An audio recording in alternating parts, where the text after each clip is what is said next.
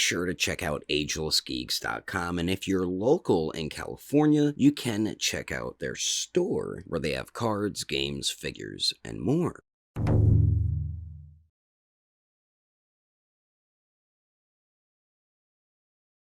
Today, we are going to go over what completely shocked me, or WTF moments that caught me completely off guard from Demon Slayer.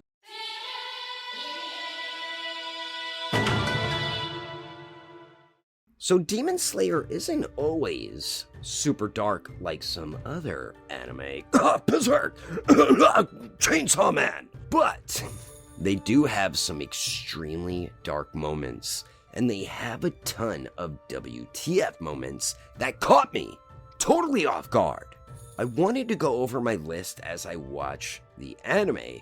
Also, if this video does fairly well, then I will do this, but for the manga, which has so many more and worse WTF moments than the anime currently. So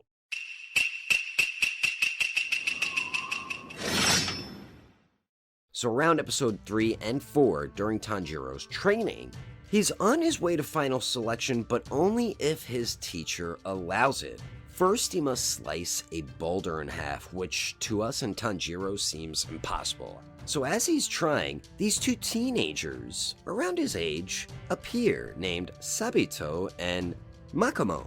If I say her name wrong, sorry. They both help Tanjiro train and successfully slice the boulder after about 6 months of hard training.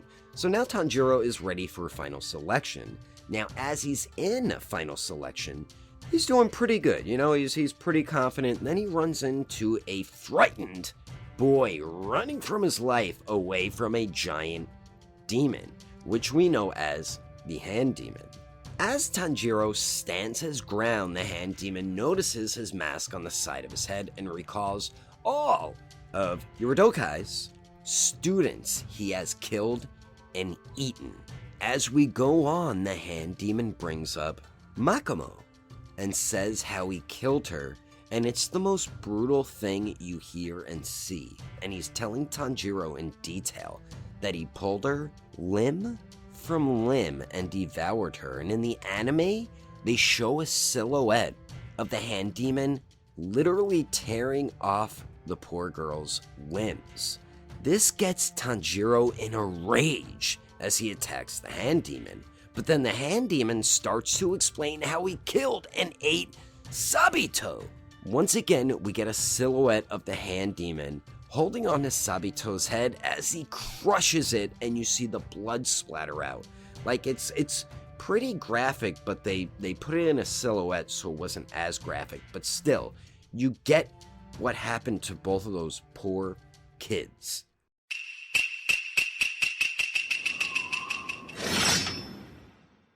So this was towards like the last big battle in season 1 with Rui. I believe that's how you say his name. So when they get to that mountain that Rui's on with his family, our team of Inosuke and Tanjiro first run into who they call Mother.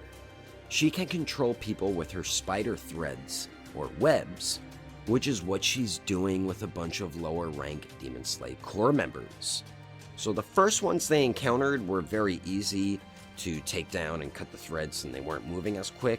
Now the second wave of them were closer to this Mother Demon, and now since they're closer, she can move them more quickly, and her threads are a lot stronger and harder to cut now. Now this is where it gets bad, as she's moving them, causing agonizing pain as their broken bones stab into their organs, slowly and painfully killing them. Like, Jesus Christ. But that's not the worst part. So when Tanjiro and Inosuke figure out a way to stop them without killing them, and once they tangle them up, you're thinking to yourself, nice work, guys. Now go take care of that Mother Demon. But then the Mother Demon snaps the necks of all the Demon Slayer core members she had tangled in her threads. That literally made my jaw drop, because Inosuke and Tanjiro literally just finished tangling them up so she couldn't control them, So I was like, wow, they accomplished something great. Now these Demon Slayer core members don't have to die.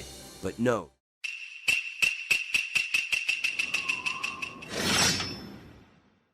So this moment here is just one of my top most surprise moments in Demon Slayer, period. I did not expect the creator to do a death of a huge fan favorite this early in the series, but it was gutsy. Very poor choice of words. And I liked it, because the way they worked it in, it blends in so well into the story later, and you will see how great of a human Kyojuro Rengoku is. So as I first experienced Mugen Train or Infinity Train, I thought the movie, or at least the big fight, was done after they destroyed Enmu. Was I wrong? Out comes who I didn't know at the time would become one of my all-time faves, Akaza.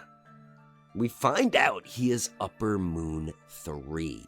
We have not seen an Upper Moon yet, so I was very intrigued. At the time in the anime, we have only seen the power and ability of a couple lower moons, and now the rest of them are dead, because Muzan killed the rest of them, and then Tanjiro and Inosuke killed the last one. But once Akaza starts attacking, I already loved his fighting style from the get-go. And later, come to find out, it's his blood demon art mixed into his martial arts. How cool is that? So as these two fight, Rengoku keeps taking damage. In my head, I'm like, okay, I could see why everybody loves him, witnessing his fighting spirit and everything, but both go back and forth in battle using stronger and stronger moves until they both hit each other with a final type attack. Akaza's fine, but we pan out a little more and see Rengoku with Akaza's entire fist and arm through the lower portion of his torso around the abdomen. Right then and there, it starts to hit you because Akaza tells Rengoku he will not survive this. And the whole time, Akaza keeps trying to get him to turn into a demon, but Rengoku's too honorable for that. After all this, Akaza ends up escaping because the sun started to rise. He ended up ripping his arms off and just dipped off. But we all know, and Rengoku knows, he is done for and eventually dies not too long after a few words to our main characters from him. One of the most shocking anime deaths in history. This left a mark on the anime world. I did not expect it, but it was a great move for the entirety of the story, which those of you will see if you have not read the manga. It was a smart move.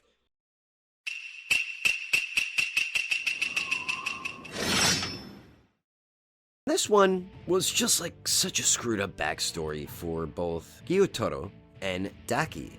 This was brutal, and back in that time period, people were very petty, like the samurai we will get to shortly. So since Gyutaro was a boy, his mother tried to kill him on more than one occasion. She also tried killing him before he was even born.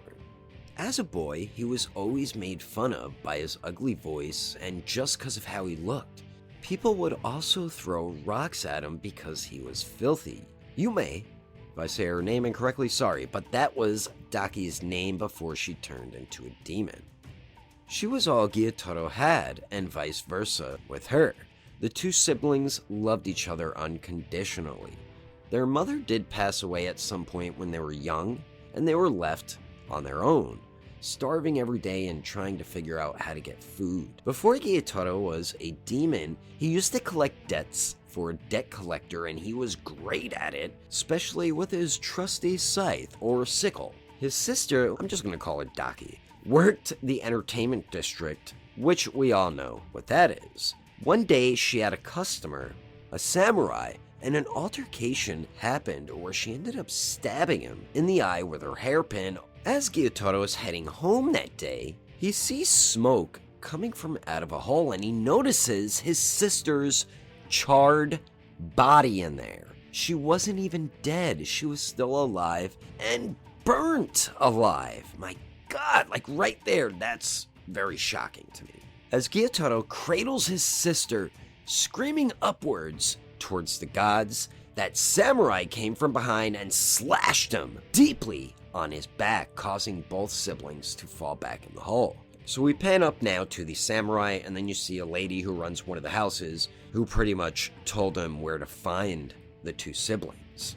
Then, Gyutaro jumps up in an amazingly animated type spin flip, stabbing at the lady who snitched on them right in the front of her face, instantly killing her. That was such a really cool moment, just the way it was animated. Then Gyutaro takes care of that samurai. Gyutaro is slowly dying from his wound on his back as his sister is dying as well from being burnt alive. Then that's when they run into Doma as they are on the brink of death. He offers them to become demons, they accept, and we all know what happens after that. But I could make a separate video about Gyutaro and Daki with some cool fun facts and stuff like that. If you would like to see that, let me know in the comments.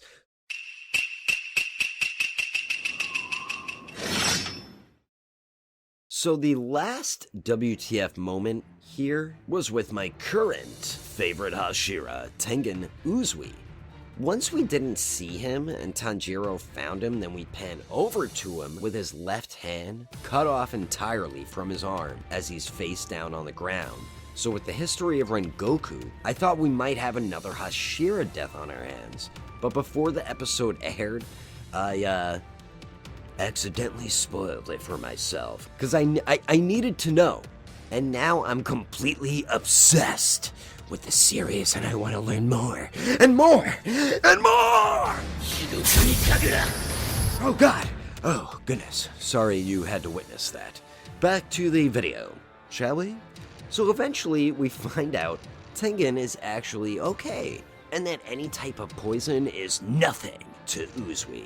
As he battles Gyutaro, this is another WTF moment. Gyutaro slashes at Uzui's face because he ends up cutting his left eye in half. So not only is he now fighting Gyutaro with only one hand, and he had to Zoro it by using his mouth for his other sword, like a badass. Anybody who does that is a badass in my book. But he also now lost half his vision forever. Both those moments for me specifically, the hand chopped off, was one of my biggest WTF and most shocking moments in Demon Slayer, period. But yeah, those are my top 5 WTF most shocking moments as I watched the anime from beginning to where they're currently at now. And there's more moments than that, but those 5 stood out to me the most and really stayed with me the most.